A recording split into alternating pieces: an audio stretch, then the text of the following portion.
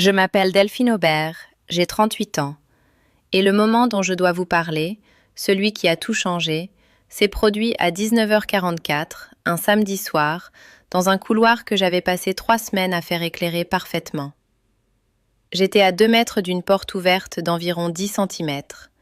Mon amie Nadia se tenait à côté de moi. On marchait vers les toilettes en parlant de rien, si la pièce de saumon allait tenir la bonne température, si le commissaire-priseur parlait trop vite. Des choses normales. Et puis j'ai entendu la voix de mon mari à travers cette porte, basse, chaude, la voix qu'il prend quand il veut que quelqu'un se sente choisi. Ensuite j'ai entendu une femme rire. Et ensuite je l'ai entendu dire « Elle gère la logistique, toi tu es ma vraie femme ». Je veux que vous compreniez quelque chose sur cette phrase avant que je vous raconte le reste. Elle ne m'a pas donné envie de crier. Elle ne m'a pas donné envie d'ouvrir cette porte à la volée.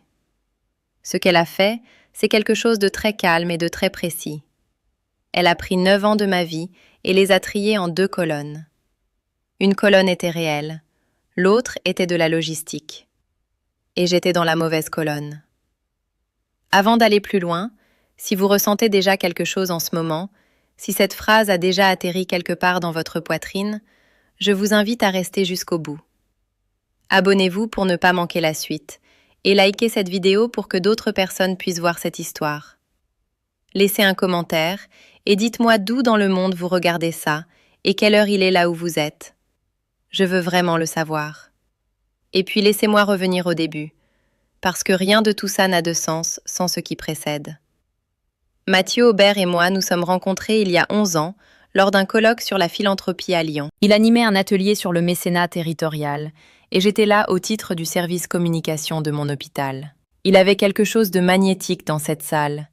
Pas de bruit, pas de performance, juste une présence entière qui vous donnait l'impression d'être la seule personne à qui il s'adressait. Je sais maintenant que c'est une compétence qu'il a affinée jusqu'à en faire un art.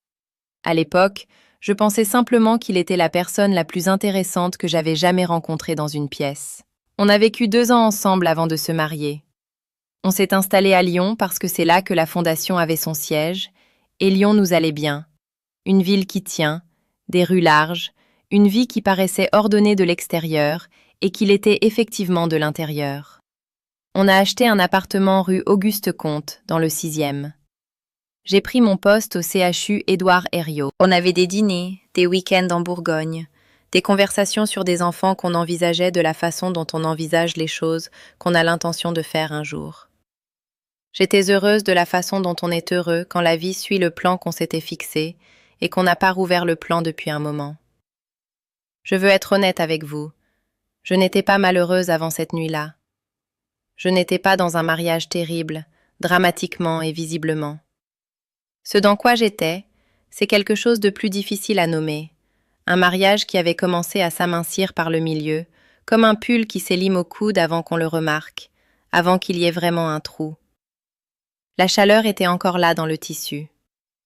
Mais quelque part dans les 2 dernières années, la substance, elle, était en train de partir.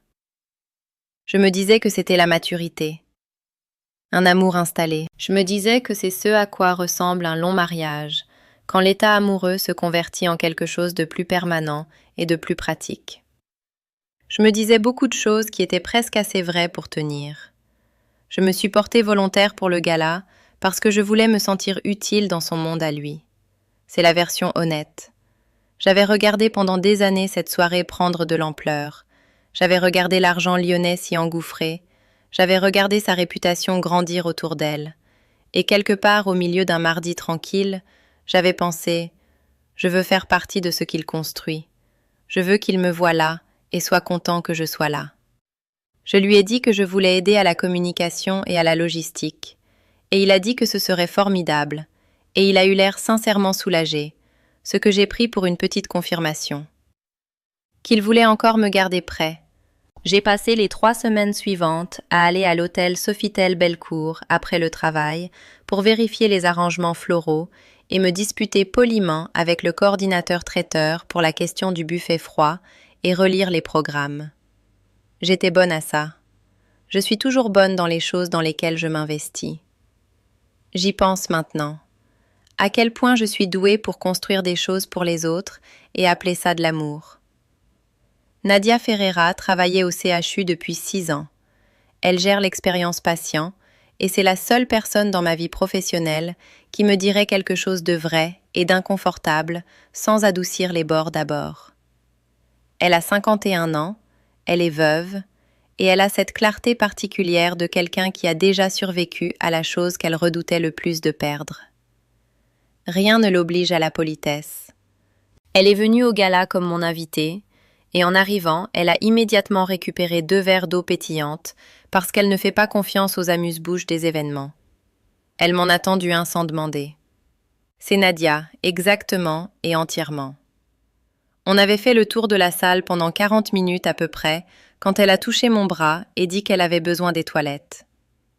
On a pris le long couloir vers le fond, devant la loge des intervenants, devant la zone de préparation du traiteur, devant le corridor qui menait au salon Confluence, l'espace privé réservé au cercle de grands mécènes de la Fondation, où je n'étais jamais entrée parce qu'il était réservé aux donateurs du premier cercle. La porte n'était pas complètement fermée. J'ai entendu sa voix. J'ai ralenti sans le décider. Nadia a ralenti à côté de moi sans qu'on se dise quoi que ce soit. Et c'était là, à travers 10 centimètres de porte ouverte. Elle gère la logistique. Toi, tu es ma vraie femme. Si vous avez déjà eu un moment où le langage vous réorganise physiquement, où une phrase entre dans votre corps et réarrange quelque chose de structurel, alors vous savez ce que j'essaye de décrire. Je n'ai pas pleuré, je n'ai pas tremblé. Je me suis arrêtée complètement et j'ai senti toute l'architecture des 9 dernières années se déplacer, légèrement, comme un bâtiment se déplace avant que quiconque sache qu'il y a un problème. Nadia a posé sa main sur mon poignet. Pas pour me tirer en arrière, pas pour dire quoi que ce soit, juste pour dire « J'ai entendu aussi. Je suis là. Tu n'es pas seule dans ce couloir. » Ce petit geste, sa main, la chaleur de sa paume, la certitude tranquille, c'est quelque chose que je porterai avec moi pour le reste de ma vie. Si quelqu'un vous a déjà réduit à une fonction, alors qu'il était censé vous voir comme une personne entière, si quelqu'un vous a dit, d'une façon ou d'une autre, que votre rôle c'était la partie utile et que quelqu'un d'autre avait droit à la partie réelle, je crois que vous comprenez déjà tout ce que cette histoire va devenir. Appuyez sur le bouton « J'aime » si ça atterrit quelque part de vrai pour vous. Abonnez-vous si vous n'êtes pas encore là. Et si quelqu'un dans votre vie a besoin d'entendre qu'il ou elle n'est pas de la logistique, partagez ça avec lui ou elle. Maintenant, avant d'oublier. Laissez-moi maintenant vous dire ce que j'ai fait ensuite. Parce que je n'ai pas crié, je n'ai pas pleuré. J'ai fait quelque chose qui, avec le recul, est la chose la plus delphine que j'ai jamais faite de ma vie. J'ai ouvert l'application Notes sur mon téléphone. Et j'ai tapé une seule phrase. Il a appelé une autre femme sa vraie femme dans le salon Confluence à 19h44 samedi. Ensuite, j'ai rangé mon téléphone dans ma pochette, j'ai redressé l'épaule de ma robe vert bouteille et j'ai dit à Nadia très calmement « On retourne en salle ». Elle m'a regardée pendant une seconde entière, pour vérifier, pour s'assurer que j'étais encore là, à l'intérieur de moi-même. Et puis elle a hoché la tête, et on a marché. Parce que voilà ce que j'avais compris, debout dans ce couloir. Je n'allais pas lui offrir la scène qu'il serait capable de gérer.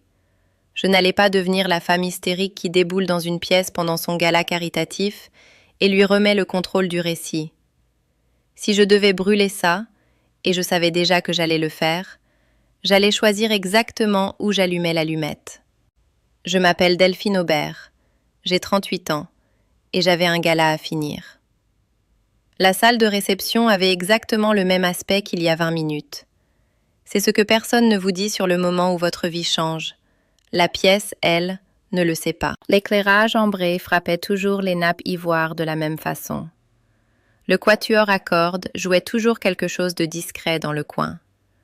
Les donateurs circulaient toujours dans cet espace en tenue de soirée, jouant à la générosité et à la connexion, sans savoir que la femme en robe vert bouteille qui revenait par l'entrée principale venait d'entendre quelque chose qui avait réorganisé chaque pièce dans laquelle elle s'était jamais tenue avec son mari. J'ai souri à 3 personnes sur le chemin vers ma table. Je m'en souviens précisément. 3 sourires séparés, tous assez vrais pour passer. Nadia s'est assise à côté de moi et a repris son verre d'eau et n'a rien dit. C'est une des choses que j'aime le plus chez elle. Elle comprend que parfois la chose la plus importante qu'on puisse faire pour quelqu'un, c'est de ne pas remplir le silence. Je me suis assise là et j'ai fait ce que je fais toujours quand le sol émotionnel devient instable. J'ai fait une liste. Pas sur papier, dans ma tête, tournant en dessous de tout le reste, comme un programme qui tourne en arrière-plan. Je connais les choses suivantes avec certitude, me suis-je dit. Je sais ce que j'ai entendu. Je connais les mots exacts. Je connais la voix dans laquelle ils ont été prononcés. Je connais le rire qui les a précédés. Je sais ce que le mot « vrai » signifie quand il est placé devant « femme » comme une correction. J'avais rencontré Isabelle Renard 2 fois. Une première fois lors du déjeuner de printemps de la Fondation. Elle portait une robe bleu pâle et tenait son verre de vin par le pied, et elle m'avait souri de la façon dont sourient parfois les très belles femmes aux épouses, chaleureusement, avec une légère prudence, un sourire qui dit « Je vous vois, et je veux que vous vous sentiez vue, pas menacée ». J'avais trouvé qu'elle était gracieuse. J'avais trouvé qu'elle était exactement le type de grande mécène dont Mathieu avait besoin dans son premier cercle. La deuxième fois, c'était un dîner de donateurs en mars. Mathieu l'avait présentée comme une soutien majeur et vraiment l'une des ambassadrices clés de la Fondation.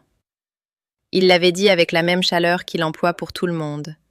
Cette chaleur qui vous fait vous sentir choisi, la chaleur dont je suis tombée amoureuse il y a 11 ans, dans une salle de conférence à Lyon. Je n'avais rien noté de particulier. Je l'avais classée sous importante pour la Fondation et j'étais passée à autre chose. J'étais assise à ma table du gala, en train de reconstruire ces 2 souvenirs, avec des yeux entièrement différents, quand Mathieu est apparu dans la salle de réception. Il a traversé la pièce vers moi, comme il le fait toujours lors des événements, avec aisance, avec intention, comme quelqu'un qui sait exactement où est sa place. Il m'a embrassé la joue. Il a serré ma main. Il a dit « Tu es magnifique ce soir. Merci pour tout ce que tu as fait. » Et je l'ai regardé, vraiment regardé, avec ces yeux que tout le monde dit perspicaces, ceux qui voient à travers les choses. Et j'ai souri. Et j'ai dit « Bien sûr ». 2 mots. Les 2 mots les plus neutres de la langue française. Il les a reçus comme de la chaleur et il est reparti. Nadia regardait depuis 2 mètres. Je n'ai pas tourné les yeux vers elle. Je n'en avais pas besoin. Je pense souvent à ce que ça signifie d'entendre sa vie décrite de l'extérieur. D'être dans un couloir et de découvrir que pendant qu'on construisait quelque chose qu'on croyait partager, la personne à côté de soi l'avait déjà divisé en catégories. La partie utile et la partie réelle. La partie qui fait tourner les choses et la partie qui compte vraiment. Je me demande si vous avez déjà eu un moment comme ça. Pas forcément un couloir, pas forcément un mariage, mais un moment où vous avez réalisé que quelqu'un avait dans sa tête une version de vous tellement plus petite que qui vous êtes réellement. Ou vous avez compris qu'on vous avait géré plutôt qu'aimé. Laissez-le dans les commentaires si c'est le cas. Je les lis tous, et je le dis vraiment, pas comme une formule qu'on dit à la fin d'une vidéo, mais sincèrement. Je veux savoir. Isabelle Renard est entrée dans la salle à 20h45. Je savais qui c'était avant d'avoir pleinement traité que je le savais. C'était quelque chose dans la façon dont la posture de Mathieu a changé, à peine, d'1 ou 2 degrés, le genre de déplacement qu'on ne remarquerait jamais si on n'avait pas passé 9 ans à lire ce corps. Il n'a pas regardé vers elle. C'est précisément ça, le signe. Il a très délibérément évité de regarder vers l'entrée quand elle est arrivée, ce qu'on fait quand on fait attention à ne pas regarder. Elle portait une robe longue champagne à dos nu. Elle avait l'air de s'être habillée pour une personne précise et non pour la salle. Je l'ai regardée se déplacer. La trajectoire délibérée vers les tables de boissons, la façon dont elle s'est positionnée dans son champ de vision sans avoir l'air de le faire. Elle était très douée pour ça. Elle s'y était clairement entraînée. Je veux vous dire quelque chose de vrai sur ce moment-là. Je n'ai pas ressenti ce que j'attendais de ressentir. J'attendais de la rage. Ce que j'ai ressenti à la place, C'est une étrange clarté froide, comme un brouillard qui ne se lève pas lentement, mais d'un seul coup, tout le paysage visible d'un coup. Chaque chose à moitié remarquée depuis 2 ans qui s'enclenchait dans un schéma que je pouvais enfin lire. L'alliance qu'il avait cessé de porter 18 mois plus tôt. L'explication d'une gêne au contact d'une table de travail que j'avais acceptée sans questionner. La façon dont il avait commencé à programmer ses dîners de donateurs, les soirs où il savait que j'avais des réunions tardives. La façon dont il était devenu simultanément plus attentionné et plus absent, m'apportant un café le matin, disparaissant le soir, jouant au mari en journée pendant que quelque chose d'entièrement différent se passait dans les heures où je ne regardais pas. Je n'avais pas manqué de curiosité. J'avais fait confiance. Il y a une différence, et j'avais confondu l'une pour l'autre pendant plus longtemps que je ne veux l'admettre. À 21h, les enchères ont commencé. Le commissaire-priseur était une personnalité lyonnaise bien connue du milieu culturel. Le genre d'homme qui sait comment tenir une salle et doser le rythme d'une enchère pour que la générosité paraisse naturelle. Les premiers lots sont partis vite. Un dîner gastronomique dans un restaurant étoilé, un week-end dans un domaine viticole en Bourgogne, une expérience de cuisine privée avec un chef. La salle était détendue et généreuse, comme le sont les gens quand le vin a circulé, que la cause est bonne et qu'ils veulent se sentir à la hauteur de leur meilleure version d'eux-mêmes. Et puis, il a annoncé le lot principal. Une croisière fluviale de 10 jours en Europe, Amsterdam jusqu'à Budapest, cabine premium, départ l'automne suivant. Mise à prix, 8 000 €. Un homme à la table du fond a levé sa palette en premier. Un autre a répondu depuis la gauche de la salle. Les enchères montaient. 10 000, 12, 14, 16. Et la salle suivait, regardait, profitait du spectacle de la générosité. Et puis j'ai levé ma palette. Je veux être précise sur ce qui se passait en moi quand j'ai fait ça. Ce n'était pas impulsif. Ce n'était pas émotionnel au sens où les gens entendent ce mot. Ce n'était ni le chagrin ni la colère qui cherchaient un geste. C'était la décision la plus froide et la plus claire que j'ai prise de ma vie. J'avais été assise dans cette salle pendant plus d'1 heure, invisible de la façon spécifique dont les épouses deviennent invisibles lors des événements de leur mari. Présente, utile, enregistrée mentalement comme la femme dans chaque registre de cette salle. Et j'ai décidé, avec la même précision que j'apporte à tout ce dans quoi je suis douée, que ce soir j'en avais fini avec l'invisibilité. J'ai enchéri à 18 500 €. La salle s'est retournée. Entièrement, les têtes qui pivotaient, une inspiration collective, le genre d'attention soudaine qui ne se produit que lorsque quelque chose d'inattendu crève la surface d'une soirée bien chorégraphiée. Le commissaire-priseur m'a pointé avec une satisfaction professionnelle. L'autre enchérisseur a marqué une pause, s'est recalibré et a renoncé. « Adjugé », a dit le commissaire-priseur, « à la dame en vert ».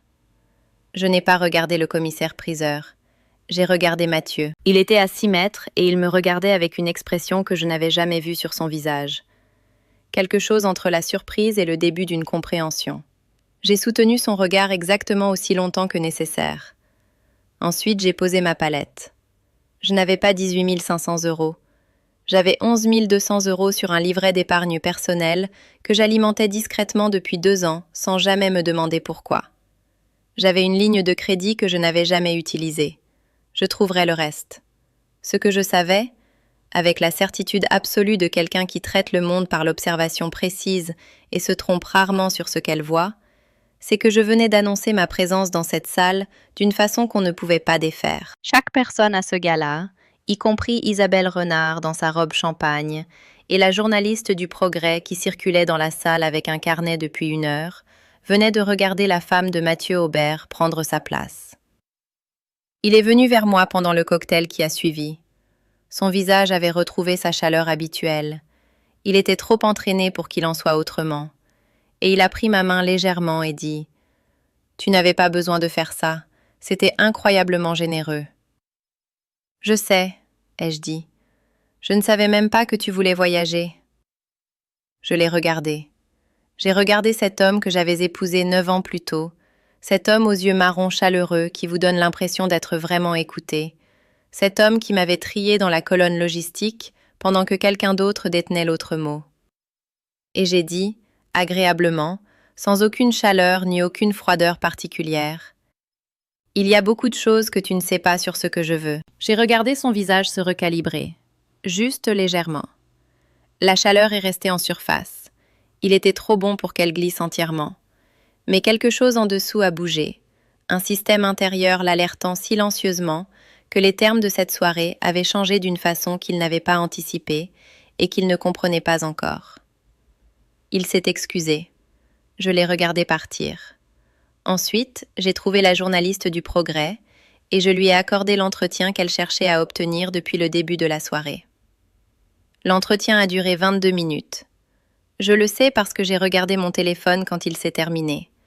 Pas pour vérifier l'heure spécifiquement, mais parce que mes mains avaient besoin de quelque chose à faire, et regarder mon téléphone est ce que font mes mains quand je maintiens tout le reste parfaitement immobile. 22 minutes. J'ai parlé de l'impact de la Fondation sur le territoire. J'ai parlé de l'infrastructure de communication derrière un gala caritatif réussi. J'ai parlé de ce que ça coûte à une famille, pas seulement financièrement, mais en temps, en attention, en présence, de construire quelque chose comme ça depuis le début. J'étais réfléchie, j'étais articulée. J'ai choisi chaque mot avec la précision que j'apporte à chaque communication que j'ai jamais rédigée ou prononcée professionnellement.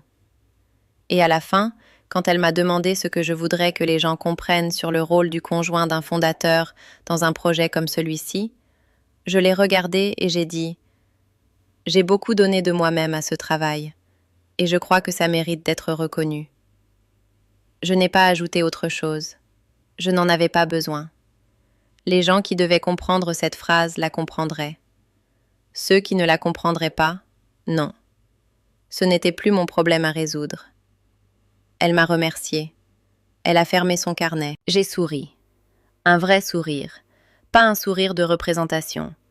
Et je suis retournée à ma table où Nadia était assise avec son deuxième verre d'eau pétillante et l'expression de quelqu'un qui avait tout observé et tout catalogué pour plus tard.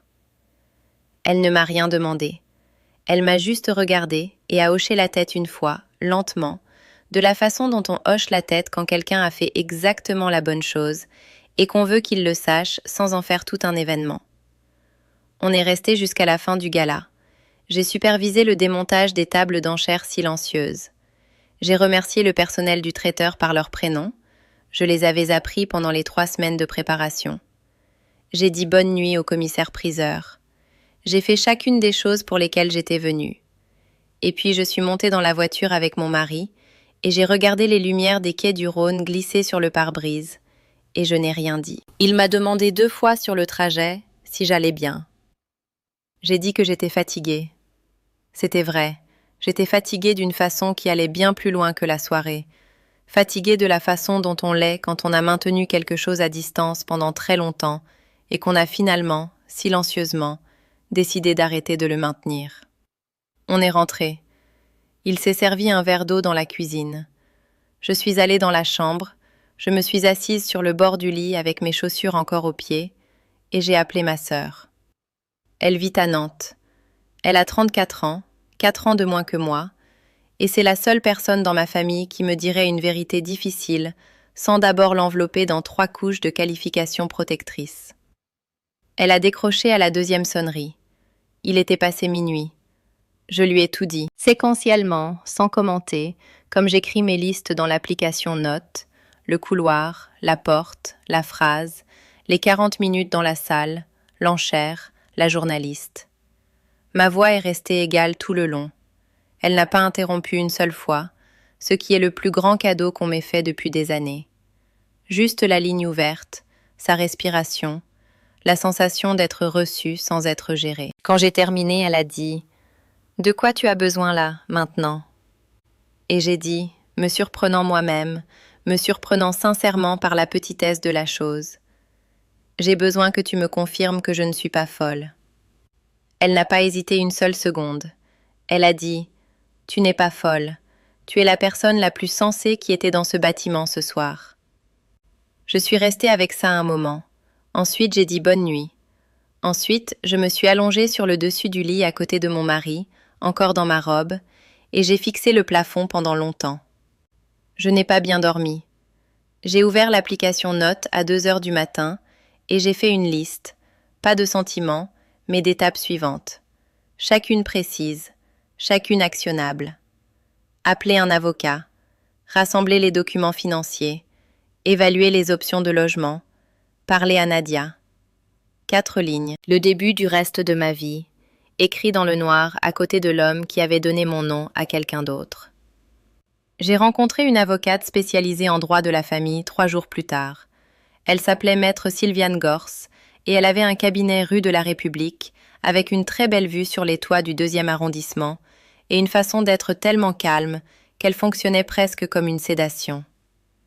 Elle a tout écouté, elle a posé des questions précises.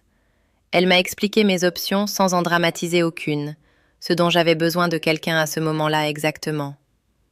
Ce qu'elle m'a dit, ce que je ne savais pas, ce qui a tout réorganisé à nouveau, c'est que le tableau financier de mon mariage était plus compliqué que je ne l'avais compris. Mathieu avait des comptes d'investissement dont j'avais connaissance dans les grandes lignes, mais que je n'avais jamais examiné dans le détail. La structure financière de la fondation comportait des dispositions qui avaient des implications sur nos actifs communs. Il y avait des choses qui avaient été gérées de façon dont je n'avais pas été consultée. Pas nécessairement parce que quoi que ce soit était illégal, mais parce que j'avais fait confiance sans vérifier pendant 9 ans, et il avait laissé cette confiance ne jamais être mise à l'épreuve. Elle m'a donné le nom d'un expert comptable judiciaire. Elle m'a dit de rassembler tous les documents auxquels j'avais accès. Elle m'a dit de ne rien dire à la maison que je ne serais pas à l'aise qu'ils sachent. Je suis sortie de cette réunion et je suis allée à l'hôpital, et je me suis assise dans ma voiture au parking pendant 11 minutes avant de pouvoir me faire entrer dans le bâtiment.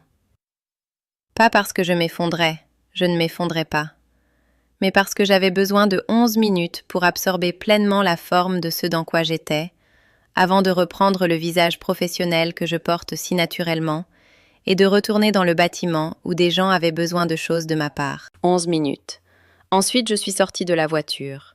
Ensuite, je suis allée travailler. Voici le moment que je veux que vous compreniez vraiment. Vraiment compreniez. Parce que tout dans cette histoire, tout ce que je vous ai dit et tout ce que je suis sur le point de vous dire, tourne autour de ce point. Pendant 9 ans, j'ai été précise, observatrice, capable, et j'ai appliqué toutes ces qualités à chaque domaine de ma vie, sauf un.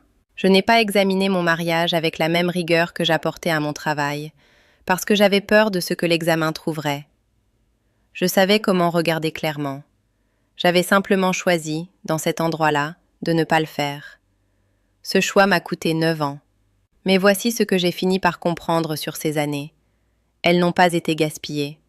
Elles ont fait de moi quelqu'un qui pouvait se tenir dans un couloir à 19h44 un samedi soir et entendre la pire phrase de sa vie et ne pas se briser. Elles ont fait de moi quelqu'un qui pouvait retourner dans une salle de réception, élever une palette et regarder son mari dans les yeux, à travers 6 mètres de lumière de lustre, sans ciller. Elles ont fait de moi quelqu'un qui pouvait s'asseoir dans le cabinet d'une avocate 3 jours plus tard et dire, clairement et sans drame, « Dites-moi ce que j'ai besoin de savoir. » Si ça a touché quelque chose de réel, si vous savez ce que c'est que de comprendre quelque chose sur votre propre vie que vous ne pouvez plus ne pas savoir, appuyez sur le bouton « J'aime ». Abonnez-vous si vous n'êtes pas déjà là. Parce que ce qui vient ensuite, c'est la partie où tout ce que je portais a finalement rencontré le moment où j'ai pu le poser. L'expert comptable judiciaire s'appelait Gilles Fauvet. Il avait 61 ans et portait le même genre de lunettes de lecture que mon père portait autrefois, et il parlait des chiffres avec une autorité tranquille que je trouvais profondément rassurante. Il lui a fallu 12 jours. Ce qu'il a trouvé n'était pas criminel. Je veux être claire là-dessus. Mathieu ne m'avait pas volé, n'avait pas commis de fraude, n'avait rien fait qui aurait entraîné des poursuites. Ce qu'il avait fait était plus ordinaire et d'une certaine façon plus dévastateur. Il avait géré notre vie financière commune d'une façon qui le positionnait très bien pour une éventuelle séparation. Pas nécessairement en la planifiant, mais en y étant préparé. Comme quelqu'un qui renforce une porte contre une tempête qu'il n'attend pas, mais ne peut pas entièrement exclure. Les donations d'Isabelle Renard à la Fondation avaient augmenté de 340 000 € sur les 14 mois de leur relation. Gilles me l'a montré dans un tableur avec aucune expression sur le visage, ce qui était la réponse appropriée. 2 des membres du conseil d'administration de la fondation avaient soit su, soit fortement soupçonné. Je l'ai appris plus tard, au cours du processus juridique. Il n'avait rien dit. C'était, à sa façon, le détail qui m'a suivi le plus longtemps. Pas les choix de Mathieu, pas ceux d'Isabelle, mais le silence spécifique de personnes qui me connaissaient, qui avaient été à des tables de dîner avec moi, qui m'avaient regardé me verser entièrement dans cette organisation et qui avaient décidé que leur confort dans la situation valait plus que mon droit à connaître la vérité sur ma propre vie. Je me suis assise avec ça dans le bureau de Gilles Fauvet, en regardant le tableur, et j'ai ressenti quelque chose pour lequel je n'avais pas de bons mots. Pas de la rage, pas exactement du chagrin, quelque chose de plus ancien et de plus silencieux. La fatigue spécifique d'une femme qui a été compétente dans un monde qui a interprété sa compétence comme la preuve qu'elle n'avait besoin de rien. Gilles a glissé une boîte de mouchoirs sur le bureau, très simplement, sans commentaire. Je n'en ai pas pris, mais j'ai apprécié le geste. Un mardi après-midi, 12 jours après le gala, j'ai envoyé un message à Mathieu à 14 heures pendant qu'il était au bureau de la fondation. Il disait « J'ai entendu ce que tu as dit dans le salon Confluence samedi. J'ai parlé à une avocate. Quand tu rentres ce soir, on devrait parler de comment on procède. » Je l'ai envoyé. J'ai posé mon téléphone face contre le bureau. J'ai terminé le communiqué de presse sur lequel je travaillais. Ensuite, je suis allée me faire un café et je me suis tenue à la fenêtre de mon bureau et j'ai regardé les toits de Lyon, les immeubles que j'avais vus chaque jour pendant 6 ans, cette ville qui avait été le décor de la vie que je croyais vivre. Et j'ai ressenti, pour la première fois depuis le couloir, quelque chose qui n'était ni la colère, ni le chagrin, ni la clarté froide. J'ai ressenti le tout début de quelque chose qui mettrait des mois à arriver pleinement. Quelque chose comme la première lumière mince avant un vrai lever de soleil. Pas encore la chaleur, pas encore la visibilité, juste la première preuve que le noir n'est pas permanent. Nadia a frappé à la porte de mon bureau à 14h47. Elle avait 2 tasses de café. Elle en a posé une sur mon bureau, s'est assise dans le fauteuil en face de moi et a dit « Comment tu vas ?» Et je veux dire vraiment. Je l'ai regardée. J'ai regardé cette femme qui s'était tenue à côté de moi dans un couloir et avait posé sa main sur mon poignet et n'avait pas dit un seul mot inutile depuis. Et je lui ai dit la vérité. « Je vais bien », ai-je dit. « Je crois que ça fait plus longtemps que je le réalise que je vais bien. J'ai juste confondu aller bien avec aller bien en apparence, et ce ne sont pas la même chose. » Elle m'a regardé un long moment. Ensuite, elle a dit « Non, absolument pas la même chose. » Et on a bu notre café. Et dehors la fenêtre, Lyon avait exactement l'air d'elle-même. Mathieu est rentré à 19h43 ce soir-là. Je le sais parce que j'avais préparé à dîner. Pas comme un geste, pas comme une performance de normalité, mais parce que j'avais faim et que cuisiner est ce que je fais quand j'ai besoin que mes mains soient occupées et que mon esprit reste dans un cadre gérable. Il y avait des pâtes sur le feu et un verre de vin sur le comptoir, et quand il est entré, j'étais debout à l'îlot de la cuisine, et j'avais exactement l'air d'une femme qui était rentrée depuis 1 heure et préparée à dîner, ce que j'étais. Il s'est arrêté dans l'encadrement de la porte un moment. Il avait lu le message. Je le voyais dans la façon dont il se tenait, immobile, prudent, l'aisance qu'il porte habituellement dans son corps, remplacé par quelque chose de mesuré et de délibéré. Il a posé son sac, il a retiré sa veste, il a fait ses choses ordinaires avec l'attention de quelqu'un qui gagne du temps, ce qui ne me posait aucun problème. J'avais déjà décidé que je n'étais pas pressée. On s'est assis à la table de la cuisine. Je n'ai pas servi les pâtes. Ni l'un ni l'autre n'en a fait mention. Il a commencé par une explication. Je m'y attendais. Mathieu est, par-dessus tout, un homme qui croit au pouvoir du cadrage. Il a parlé de l'état de notre mariage, de l'éloignement progressif, du fait qu'il n'avait pas eu l'intention que les choses se développent comme elle l'avait fait, qu'Isabelle était quelque chose qui était arrivé plutôt que quelque chose qu'il avait choisi, ce que les gens disent quand ils ont fait une série de choix délibérés et ont besoin qu'ils ressemblent à de la météo. Je l'ai laissé finir. Je n'ai pas interrompu. Je n'ai pas joué la détresse ou la fureur, ou aucune des émotions qui lui auraient donné quelque chose à quoi répondre et à gérer. Je l'ai juste écouté avec la même attention soigneuse que j'apporte à tout. Et quand il a eu fini, j'ai dit « J'ai parlé à une avocate et à un expert comptable judiciaire. Je connais le tableau financier. Je suis au courant pour les membres du conseil. Je sais pour l'historique des donations. » Le silence qui a suivi cette phrase est le silence le plus long à l'intérieur duquel je me sois jamais assise. Il n'a pas essayé de recadrer après ça. À son crédit, et je dis ça sans amertume, sincèrement, il n'a pas eu l'indécence de continuer la performance une fois qu'il avait compris qu'elle n'avait plus de public. Il a été silencieux pendant longtemps. Ensuite, il a dit « Je suis désolé, Delphine. » Je l'ai cru. C'est la partie compliquée. J'ai cru que dans ce moment-là, il était sincèrement désolé. Pas nécessairement pour ce qu'il avait fait, mais pour la forme précise du dommage, pour le fait que j'avais été dans ce couloir, pour le fait que je savais. Et je suis restée avec la complexité de croire le chagrin de quelqu'un et de savoir que ce chagrin ne changeait rien à ce qui devait se passer ensuite. Je sais, ai-je dit. Je crois qu'on devrait parler de comment on procède. Le divorce n'a pas été dramatique. Je veux vous dire ça parce que je crois qu'il existe dans la tête des gens une version de cette histoire où la fin implique une scène, une confrontation, des larmes, des choses dites qui ne peuvent pas être non dites, le poids opératique complet d'un mariage qui se termine. Ce n'est pas ce que c'était. Ce que c'était, c'est de la paperasse, de la négociation. 2 avocates dans une salle de réunion un mercredi après-midi, travaillant sur les détails d'une vie partagée, en train d'être triée en 2 vies séparées. Il a fallu 6 semaines pour déposer le dossier. Encore 4 mois pour que ce soit prononcé. Ce que j'ai découvert pendant ce processus, à travers l'avocate et l'expert comptable, et le travail lent et soigneux de comprendre l'architecture financière de mon propre mariage, c'est que j'avais été protégée d'une façon inattendue.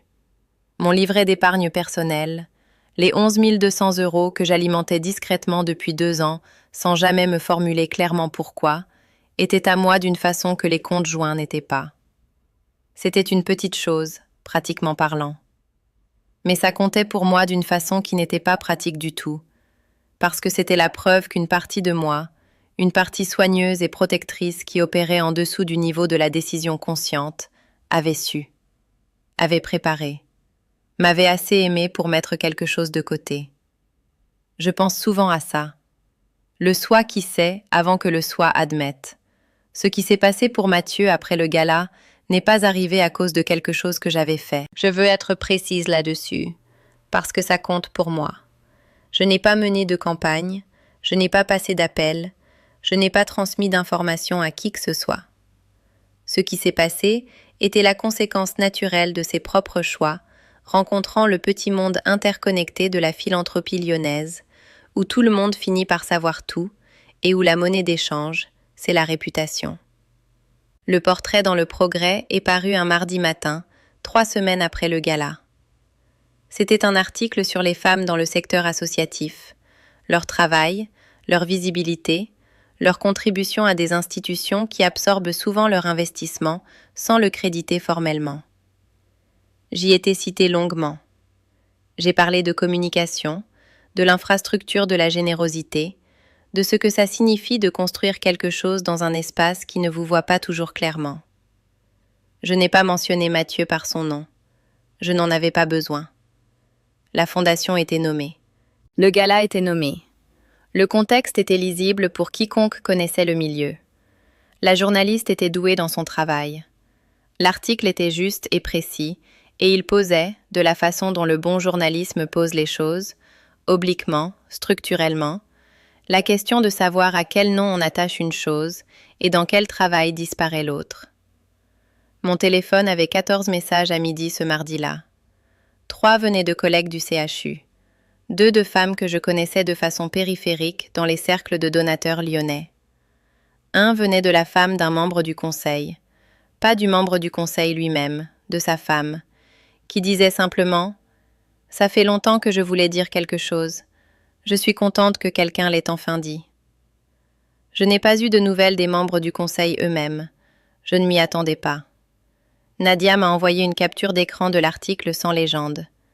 Juste un petit cœur rouge.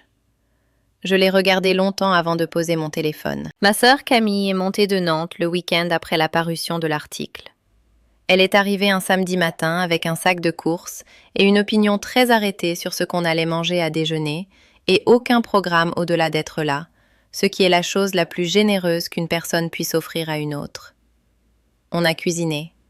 On a mangé sur le balcon, même s'il faisait assez froid pour qu'on aurait dû rentrer, et puis on est rentré quand même, et on s'est assise à la table de la cuisine avec nos cafés, et on a parlé longtemps.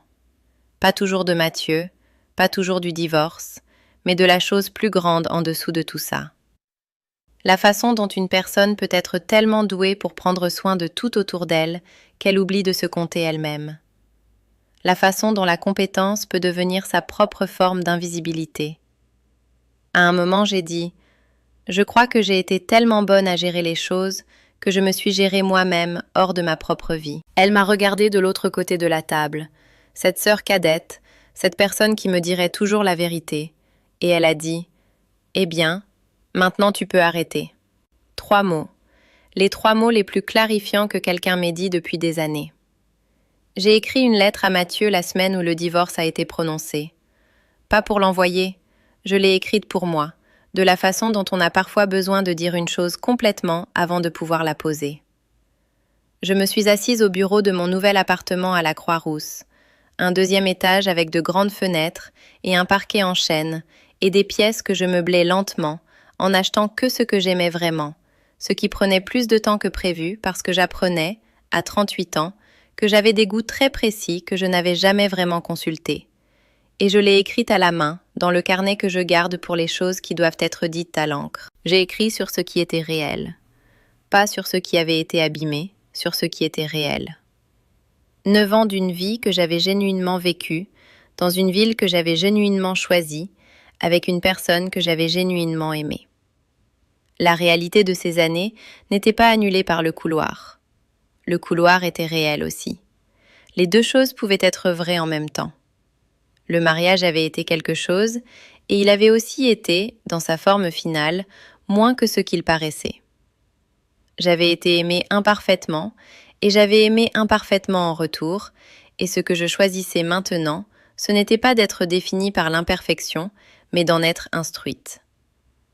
La dernière ligne que j'ai écrite était celle-ci. J'ai confondu être nécessaire avec être vue. Je ne ferai plus cette erreur. Je l'ai relu une fois. Ensuite, j'ai fermé le carnet. J'ai appelé Nadia ce soir-là. On a parlé pendant 1 heure, de rien de conséquent, de tout ce qu'il était, de la façon dont les conversations avec la bonne personne passent de l'un à l'autre sans effort. À la fin, je lui ai lu cette dernière ligne. Il y a eu un silence de son côté. Un vrai, pas un silence de représentation. Et puis elle a dit « C'est qui tu as toujours été. Tu étais juste la seule dans la pièce à ne pas le savoir. » L'appartement a un petit balcon orienté à l'est. J'ai découvert dans ma première semaine là-bas que si je me lève assez tôt, et c'est généralement le cas, j'ai toujours été matinale, c'est une des rares choses sur moi-même que je n'ai jamais eu à négocier, je peux voir la première lumière monter au-dessus de la ligne des toits de l'immeuble en face. Ce n'est pas un lever de soleil spectaculaire. Il y a trop de toits lyonnais dans le chemin pour le spectacle. C'est juste de la lumière, qui arrive progressivement, comme arrivent les choses qui vont durer. Je bois mon café là dehors, quand il ne fait pas trop froid. Je fais mes listes dans l'application Notes. Je vais travailler. Je rentre dans des pièces qui deviennent, lentement, exactement les miennes. La confirmation de la croisière est toujours dans ma boîte mail. Amsterdam jusqu'à Budapest, départ en octobre. Seule. Je la regarde parfois non pas parce que j'ai besoin de planifier quoi que ce soit, mais parce que j'aime savoir qu'elle est là, une preuve, qui attend dans ma messagerie comme un petit document d'intention, que j'appartiens à la suite de ma propre vie. Je ne suis pas heureuse de la façon dont je pensais que je le serais à 38 ans. Je suis quelque chose de mieux que cette version du bonheur. Je suis lucide. Je suis honnête avec moi-même d'une façon que je ne l'étais pas avant. J'apprends à être aussi précise sur ce que je veux que je l'ai toujours été sur ce dont tout le monde a besoin. Je m'appelle Delphine Aubert. J'ai 38 ans. Et je sais enfin la différence entre une femme qui gère la logistique et une femme qui a décidé, dans chaque pièce où elle entre désormais, d'être entièrement réelle. Avant de partir, je veux vous poser une question. Parce que cette histoire entière, en dessous de tout, le couloir et le gala et la phrase et la paperasse et l'appartement avec le balcon orienté à l'est, parle vraiment d'une seule chose. Elle parle du moment où on arrête d'organiser sa vie autour du fait d'être utile dans le récit de quelqu'un d'autre et où on commence à se demander ce qu'est vraiment le sien. Et je veux savoir, est-ce qu'il y a déjà eu dans votre vie un moment où vous avez entendu, vu ou compris quelque chose qui a trié tout ce qui était venu avant dans une nouvelle forme? Un moment où vous n'avez pas pu ne pas savoir ce que vous saviez et où ce ne pas savoir s'est avéré être le début de quelque chose. Laissez-le dans les commentaires. Dites-moi quel était ce moment. Je les lis tout, et je le dis de la façon dont je dis tout ce que je vous ai dit ce soir, précisément et complètement. Si cette histoire est restée quelque part en vous, appuyez sur le bouton j'aime. Abonnez-vous si vous n'êtes pas encore là, parce que chaque histoire que je raconte est pour exactement la personne qui a besoin de l'entendre, et je crois que vous pourriez être cette personne.